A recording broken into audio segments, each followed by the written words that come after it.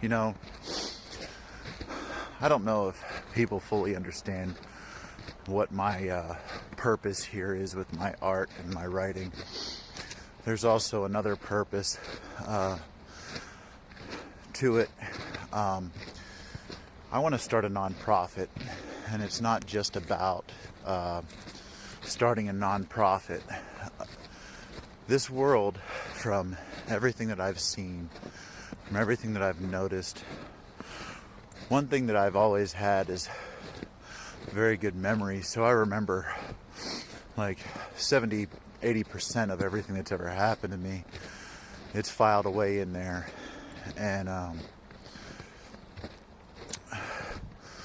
so I remember all these things, and I remember how the world was, and I can take and I can compare what is now and my thoughts now and compare them to the things that I knew then and experienced then, like in the 80s when I was growing up, in the 90s. 80s are a little foggy, but there's a lot that I do remember from the 80s,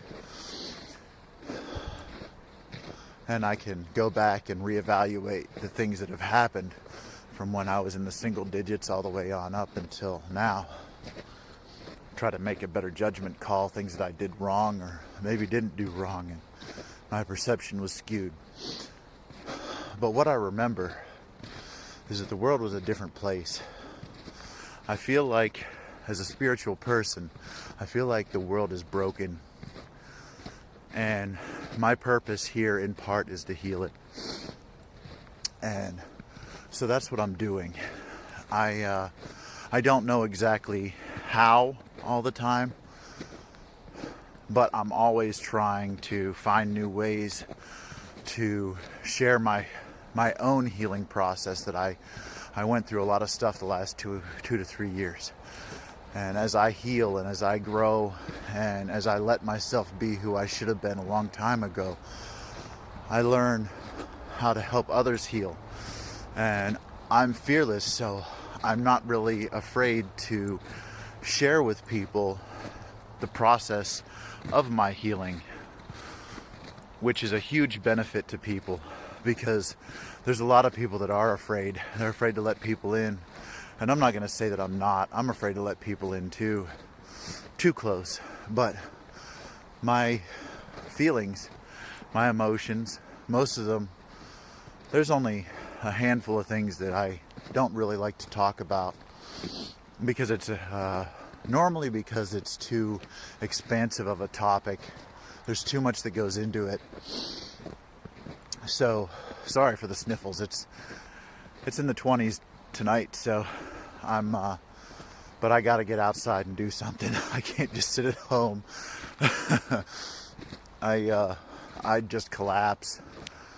But that's part of the healing, you know, finding ways that help you cope with the things that you're going through.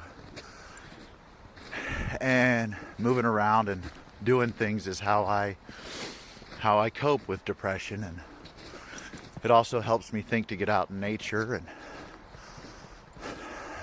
because that's what I've always done, I guess. But as far as healing goes, I've experienced a couple people that have told me, as I thought they were a peer healer, I've had a couple people tell me, look man, take your negativity away from here. Because I'm sorry, I do have negativity. And who does a healer go to help with his own negativity? Well, you'd think other healers, and maybe that's the case. I do know some healers that do help regardless of their own situations, just like I do. I will always stop to try to help somebody if I can. Doesn't matter how bad I am, because that lifts me up. Helping somebody else lifts me up, so why wouldn't I lift somebody else if it's gonna help us both?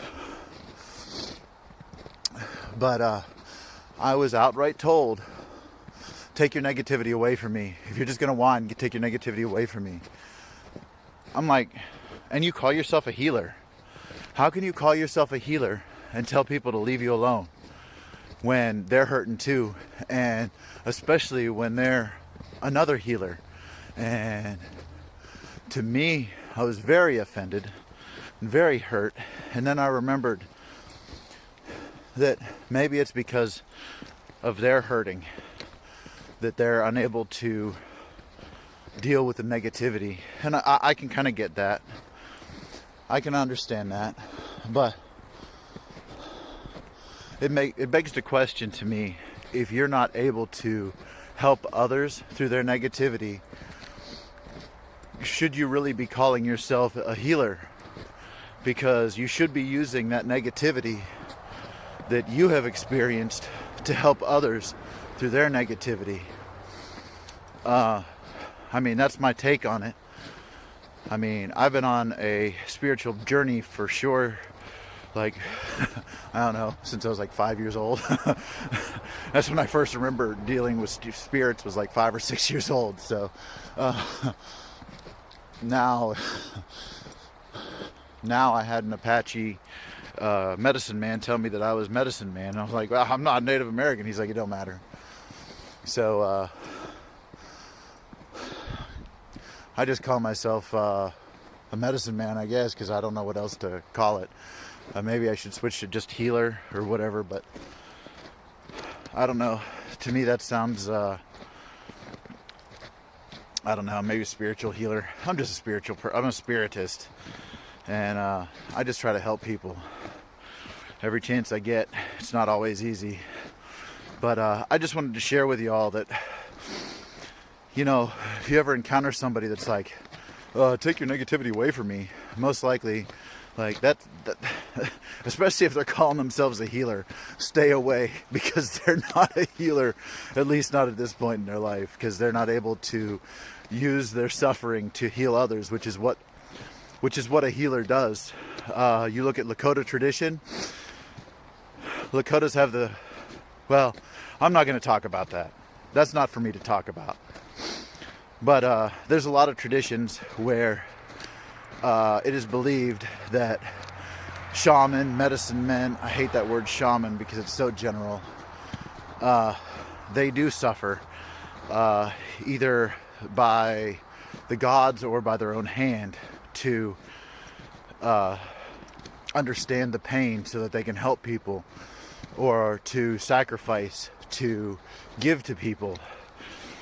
And if you can't deal with your own suffering, then you shouldn't be trying to heal anybody. And you need to heal first before you try.